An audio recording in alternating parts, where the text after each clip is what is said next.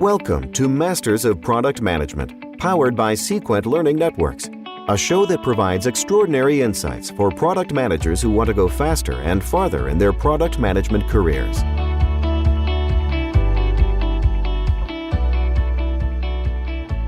Hello, this is JJ Rory, Vice President at Sequent Learning Networks. In our Masters of Product Management podcast, we tap into the experiences of people who work in and around product management to help you learn and grow in your product management career. Understanding customers is such a bedrock of successful product management. It's a lot easier to say than do, however. Truly understanding customers entails a deep knowledge of their motivations and behaviors, and frankly, most product managers are not properly equipped to keenly understand the nuances of customer behavior. My guest today is an expert at helping companies use behavioral design, that is, using insights from behavioral economics to develop and design solutions that change behavior. Kristen Berman is CEO and co-founder of Irrational Labs, a behavioral product design company that has worked with hundreds of companies, including Google, PayPal, Facebook, the World Bank, and Netflix. Earlier in her career, she was senior product manager at Intuit and was also on the founding team for the behavioral economics group at Google. Kristen, thank you so much for being here. Yeah, that's a great intro. Thanks so much. Yeah, I'm so excited about this conversation. I'm going to learn a lot. And I know everyone out there listening is as well. So just to get started, let's just lay the groundwork. What is behavioral science? Why is it important? Why is it important to product managers? Great question. So behavioral science is what we call the science of decision making. But when I'm talking to a PM, I usually call it a shortcut because really it's about understanding how people make decisions and looking at, more importantly, the mistakes that we make when we're trying to make decisions. So in a perfect world, we'd all act very rationally. We'd think about every dollar that we spent and thing that we ate and thought about how it would influence our short term and our long term. And we'd make the completely rational decision to optimize both, looking at time and utility. And of course, that's just not how we behave. We use heuristics to make decisions. We look at what other people are doing. And we think about the immediate moment versus maybe the long term outcome to make decisions. And so behavioral science is really the study of that and the study of how to intervene. So thinking about how we change decisions to help people really do the things that are good for us in the long run, but sometimes hard for us in the short. And as a PM, this type of thinking is really kind of getting under the covers of what your customers are thinking, doing, and hopefully will be doing in your product. It's amazing. It must be such fun work that you do. I want to be you in my next life. Tell me a little bit more about how product managers can incorporate behavioral design into their work. Great. So actually, I'll start with a personal story. I was a product manager at Intuit on Quicken Online. So for folks who know the financial management space, this was pre the acquisition of Mint, but there was still a kind of a big fight of Quicken Online versus Mint. And the team really was working pretty hard at designing a product that would help people manage their money. And what happened is that the kind of top leadership came down and said, look at how beautiful Mint is. And at that time, they were using beautiful visual design. And they said, please make Quicken Online look like Mint with this beautiful pie chart. And so this was at the time one of the hardest that I'd worked in my careers. And we worked with the designers. The other PM team was kind of all hands on deck to design this kind of pie chart that really showed you where your money was going. And then we showed it to customers, as one does. And in fact, Intuit has this lovely glass wall by which you can watch somebody, but they can't see you. So the user interviews were always kind of attended by lots of people. And we brought people into the lab to watch them as they loaded their real finances into the new tool. So they would sync their bank account and then they would see all their finances displayed in this beautiful pie chart for them. And the biggest surprise that we had was the first one where this person saw for the first time their money displayed, and we thought they would start cheering and say, "Oh, this is so great," and they covered their eyes.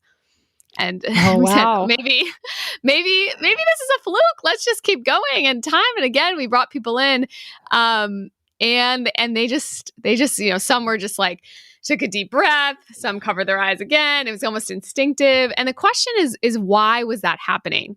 And as a product manager at that time, I was pretty stumped, and so is the rest of the team. But as a behavioral scientist now, it's pretty obvious. And I think this is kind of the gold mine of where you can really take shortcuts as a PM if you understand how people make decisions. So what was happening was something we call information aversion, which is a form of kind of loss aversion, but really you're looking at pretty bad numbers if you're most Americans. The pie chart is displaying in a very visceral, visible way how much money you are losing. Nobody likes to see how much we are losing. It's just like if you step on the scale and you see a bad number, you don't necessarily like this. And so, what we were doing is displaying this number to people in a way they couldn't look away.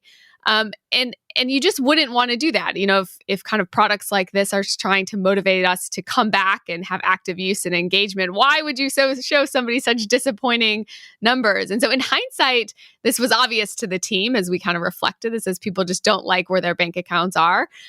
But we still had spent before that a fair amount of time and energy building this feature that didn't actually end up increasing engagement or active use. And so I think this is the trick for product managers, is when we understand some of the underlying psychologies that are driving people, we avoid building these features that, will get people to cover their eyes when they see them for the first time. Yeah, that's a fascinating story. I love that. So let's build on that a little bit. So, being a product manager and obviously working with product teams all over the world, we in product management have a hard time digging into what customers need and frankly, differentiating needs and solutions in many ways. I would bet that in the example you just said, that you just told us, that if we were to have asked customers, do you want to see your bank account? Do you want to see your balances? The answer would probably be yes. Yes, I do. Yes, of course. Everybody, yes, that's one of the pieces of data I need. I want to see that. But the actual observing, it allowed you to dig deeper and see that behavior that, they might want to see it, but they don't want to see it in that way, right? So thinking about the fact that we as human beings and as product managers have a difficult time really getting to that core need, right? Customers will do one thing even if they say another. How can behavioral science offer better answers for us in terms of that customer research? Yep, great question. And I will say you're very right. So especially in the financial management fintech world, people are asking for different features that help them manage their money, and that's why you see companies like what Mint is, which is has pretty feature heavy display of financial management, is that people are asking for these features, and yet they're not driving actual improved outcomes. Budgeting is a great example. One of the top requested features in Clarity Money, which I think was a Goldman Sachs product, was budgeting. And it turns out from academic research that actually budgeting doesn't drive behavior change, that the act of budgeting does not help people decrease their spend. Kind of surprising and shocking. And so this is what we mean, is where people, you may get a lot of misdirection and noise from customers who want something. You're building it to try to help them, but you're actually going to build the wrong thing because their intuition is off. And if you kind of take their advice one-to-one, there'll be a lot of noise. I will give one more example of this kind of misdirection, and then we can go into what behavioral science can help with.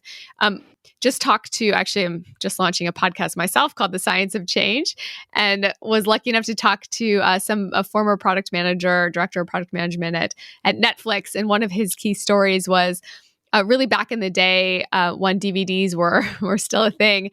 There was a big customer request to get DVDs faster, instead of having it take a week that Netflix was shipping at. People wanted it immediately. And that sounds pretty reasonable. And obviously Netflix got there. But when they first launched the feature, it actually had no uptake or change in their actual retention. So even though customers said that they wanted it, it didn't actually change the outcome that Netflix was going for. And again, and if Netflix had invested in it straight away, they waited a few years before their operations got better. If they invested in it straight away, it would have cost them a fair amount of money, right? So these things, when you're listening to customers word for word and not doing experiments to test, can actually be fairly costly and change the company's trajectory by a lot. So kind of the next question should be, so what does behavioral science offer this very tough problem? And I think a lot of PMs already do this. So I would say we'd probably be double clicking or amplifying on a toolkit that you already have. We really look at what people do versus what they say. So we call it behavioral diagnosis, but it's pretty much like a journey map on steroids. And we lay out every single step that somebody needs to take to get to the behavior that you want to drive.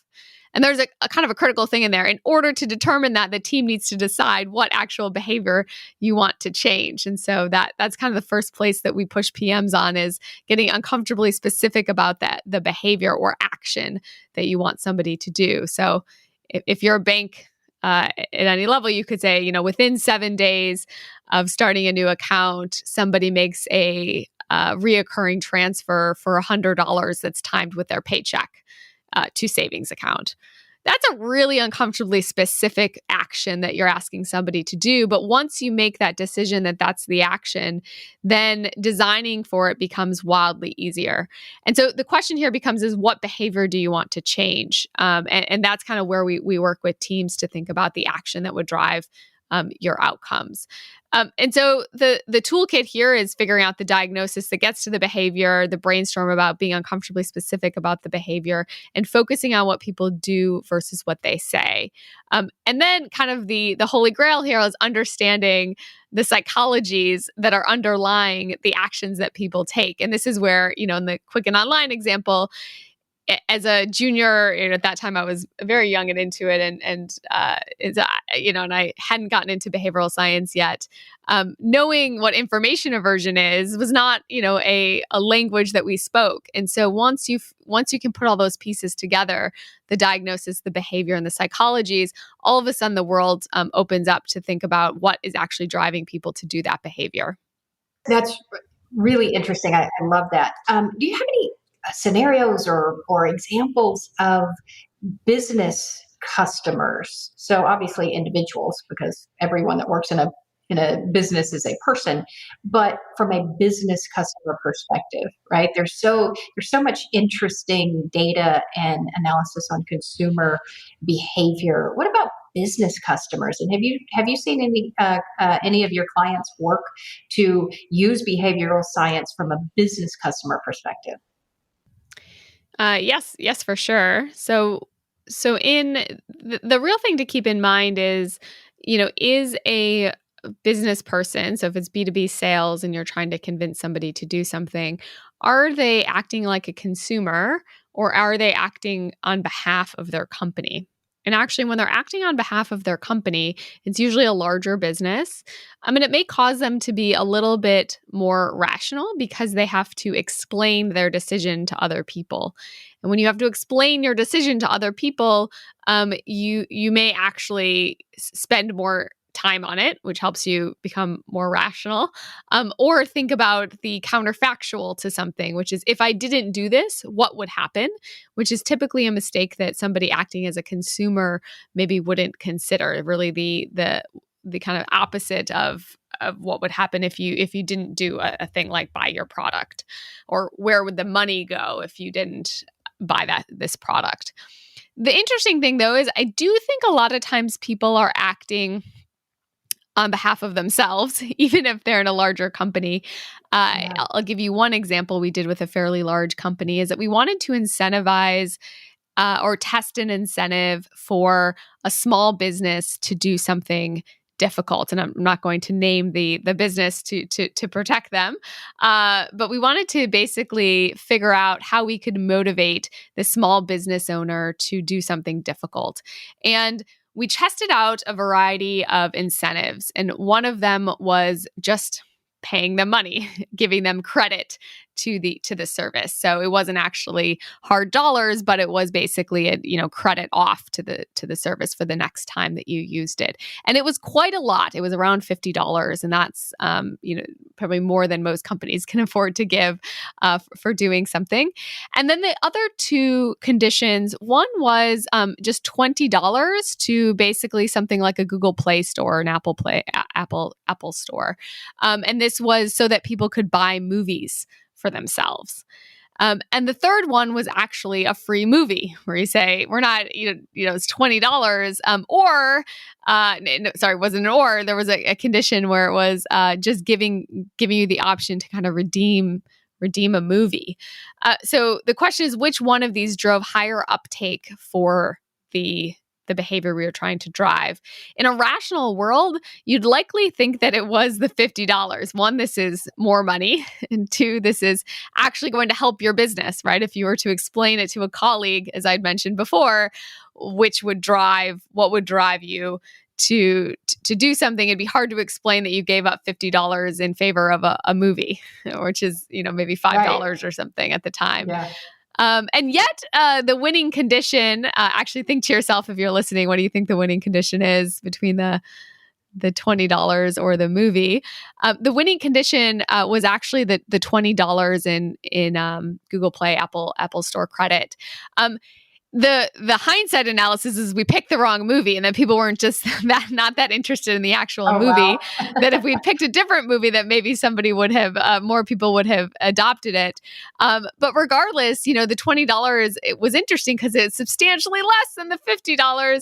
And the thinking there is that people are acting like consumers. Sure, they want to improve their business, but the real thing they want to do is go home and watch a movie after a hard day at work, right?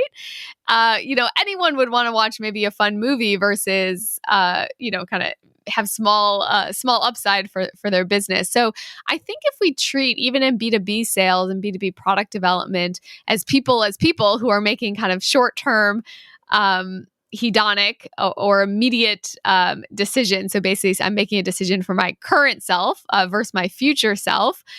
This is going to help you do your job well. The other thing I would add is that many times in a business context, but also in a consumer one, people are just very busy, and you need to give them a reason to do something today. And I think that's a little bit what the movie or the play credit did, was that give people a reason to do something today. You're never going to be on top of their priority list most often. Most days you're just not going to make it if you're a product manager at a software that they're using sometimes. And so it's your job to give them this reason. And in behavioral science, we say many times you need to give them the doing something, the right thing for the wrong reason. And so we want to get them to do this behavior, but maybe we need to give them a motivator to motivate them today. I'll give you another example of a motivator quickly that could be is kind of cheap and easy, which is a deadline. If you give someone a deadline to do something, it could just make it to the top of their priority list. And usually I talk to folks and they're afraid of using deadlines because it means you're going to take something away from people. But I think deadlines can be a gift by which you're giving them, the prioritization ability to say, no, today I will prioritize this. And if I don't want to prioritize it, I've really made a decision versus basically just ignoring it or procrastinating to the future. And probably you want to help people make a decision to use you or not, versus kind of waiting it out with them to get down on their to-do list. I love that. That's so fascinating. And again, I love your stories. You've seen some fascinating things. I think I would have taken the $20 too. I think that's what I would do. So that's, for those of you out there listening who are working with business customers, right? You're selling your products or services to businesses. As Kristen said, remember, in ways, we're all consumers, and we often think of ourselves first. And so, product managers need to realize that we're dealing with people, right? Even if you're selling to businesses. So I have one final question for you.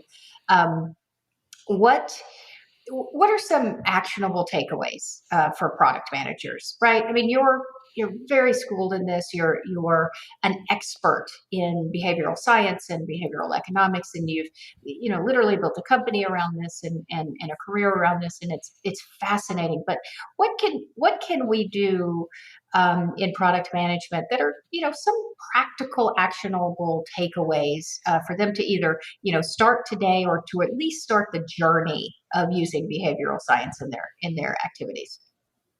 Great question.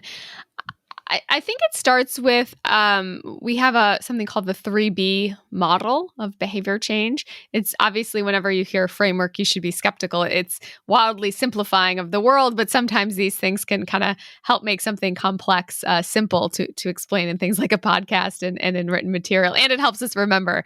But with that said, the model goes like this, where it says define a behavior that you want to change, and I can't emphasize this enough. We've worked with top teams at top companies.